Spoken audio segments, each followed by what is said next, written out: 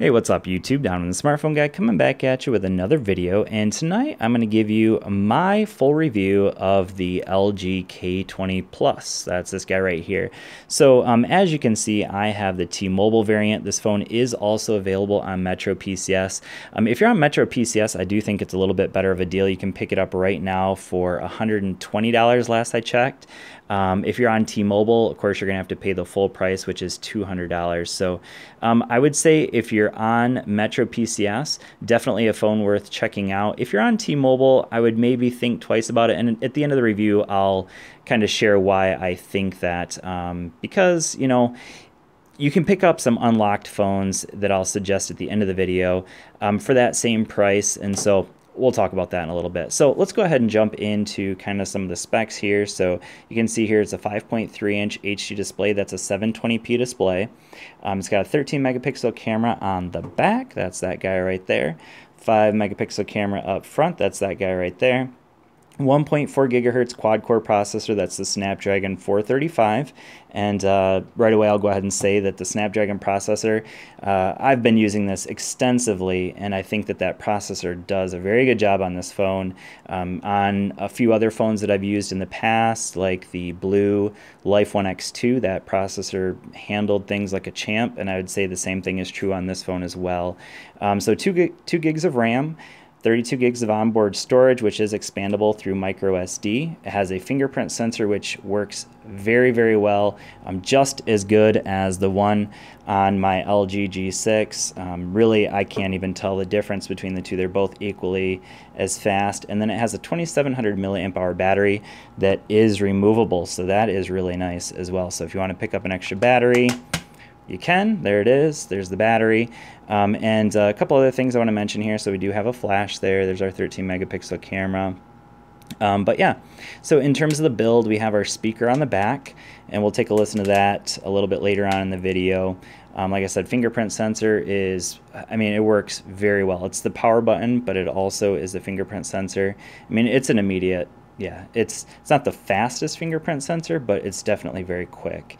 So it has a micro SD, not micro SD, yeah, micro USB port for charging it, headphone jack on the bottom. But in terms of the build, I would say overall, it's a decent build. So obviously a plastic back, but of course that's removable. It's kind of got this like bronzish, maybe even like rose gold accent that I kind of like. 5.3-inch display, so let's just kind of jump into that display. It's not the prettiest of displays, I will say that. It's not particularly bright. So you can see at the moment I have it at 82%, where on most phones when I'm shooting video, I typically have them right around 40 to 50%. So, you know, and if you look at the off angles, you know, it's not too bad.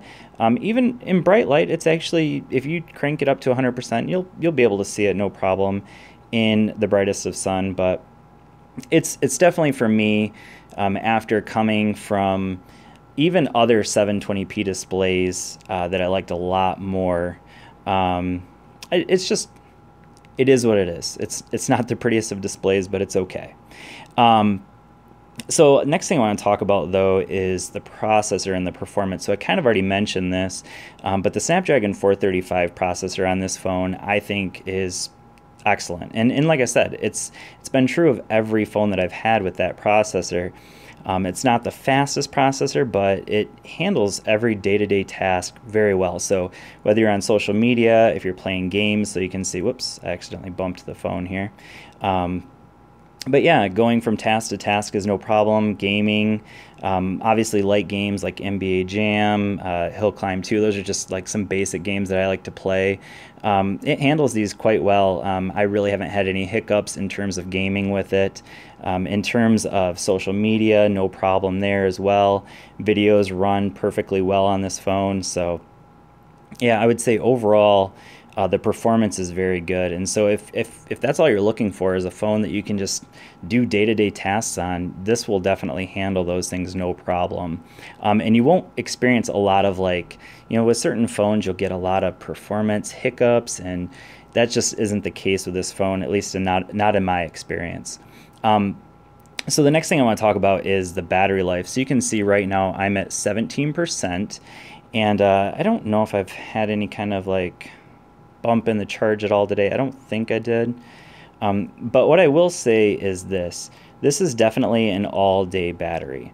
This is a phone that I have no problem getting through a day of usage with. So, you know, I would say I'm a relatively heavy user. So yeah, so 4 hours and 40 minutes, and that's very typical. So I'm averaging probably about 5 to 6 hours of screen on time. So it looks like today I would probably get, if I let it go for the rest of the night, probably around 5.5 hours. So it is 12:20 a.m. and I've been using this off the charger since 8 a.m. this morning, and it has been my primary daily driver for the last basically 10 days at least. And yeah, and day to day, every single day, it's pretty much the same. I watch a lot of YouTube, do a lot of social media, play a game every now and again, and all those things get me through a full day. And, you know, by the time most of you are probably going to sleep at 10 o'clock, 11 o'clock at night, it's still going. So that's awesome. Now, I will say this. The negative there is that this doesn't have quick charge, and of course, it's using micro SD. Not SD, micro USB for charging. So yeah, that would be maybe the negative in terms of the battery, but other than that, it does very well in terms of battery. So in terms of software, you can see obviously that I am running the skin. I have Nova Launcher on here. If you want to see what it looks like without Nova Launcher, check out my first impressions video, because I actually used it with LG Skin built in. So in terms of the software, of course, it is LG software. They have some nice tweaks built into it. LG definitely does not have my favorite software. I will say that right away. But a couple of things that I would like to just point out in terms of tweaks that you may want to use right away. So out of the box, it comes standard with this tab view. So I have to go between these different tabs. So one thing that I definitely do every time I get an LG phone right away is I switch it to list view. So that's the first thing that I'd probably want to do, is come up here to these three little dots and switch it from tab view to list view. So that's the first thing. The second thing that I would definitely tweak right away is coming down here to home screen. And you can see right now it's showing Nova Launcher, but it does not come with an app drawer out of the box. So if you want that, you come down here. So this is the one that comes with standard, the home. If you want the app drawer, which I do, you got to come down here to this option here. But as you can see, I prefer Nova Launcher anyways, so that's what I'm running. A couple other things I want to mention. While I don't like the icons, I think they look pretty cartoony on LG. You can, so these are the themes that, or this is the one that comes stock with it. There are some really cool themes, so definitely check out the themes that are available. LG has a ton of themes available, and I would definitely say they're worth checking out. On my LG Aristo, I actually kept it on one of the themes that was available in LG, so that was one that's definitely worth checking out. Also, well, it won't work now because I'm using Nova Launcher, but it does have knock on and turn on and turn off with the knock. It won't work quite right because I have Nova Launcher, but it will work at least on the if we're in the lock screen. This part will work, but once you get into Nova Launcher, it won't work. So like if I tried it now, it won't. So yeah, and that's because I'm running Nova Launcher. One other thing I'll mention in terms of the settings that you may want to explore would be the shortcut keys, and that's down here.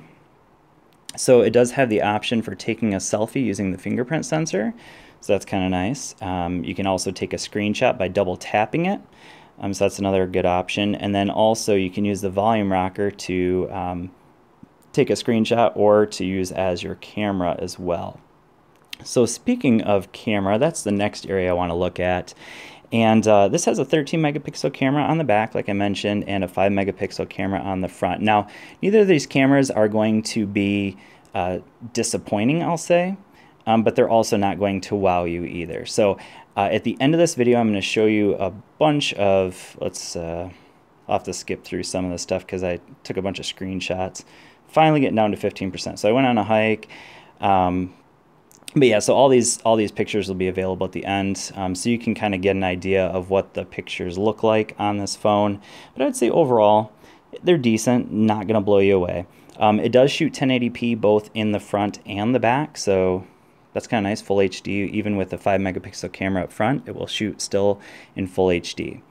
So with that being said, some other things worth mentioning about this phone. So it does have 32 gigs of onboard storage, and like I said before, you can expand that with a micro SD card, so that's awesome. Kind of almost like, it's not unlimited storage, but you have a lot.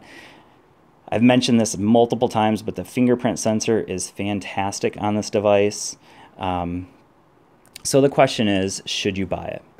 All right, so let's take a moment here to breathe. Now, like I said, if you're on Metro PCS for $120, I'd say buy. It's definitely a buy on Metro PCS at $120. If you're on T-Mobile, you're going to pay $200, which is what I paid for it. So you can see I got the T-Mobile variant, have my T-Mobile SIM in it.